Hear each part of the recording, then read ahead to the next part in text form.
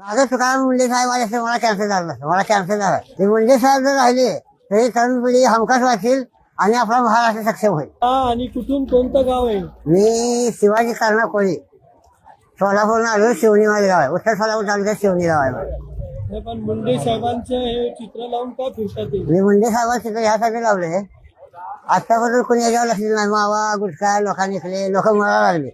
आणि ही जी तरुण पिढी आहे ही तरुण पिढी वाचली पाहिजे. ते मुंडे साहेब जर राहिले तरी तरुण पिढी हमखास वाचेल आणि आपला महाराष्ट्र सक्षम होईल. तुम्हाला त्यासाठी मला माझं तुकाराम मुंडे साहेब आले असते मला कॅन्सर झालं नसतं. मला कॅन्सर झाला 4 वर्षापूर्वी मला कॅन्सर झाला.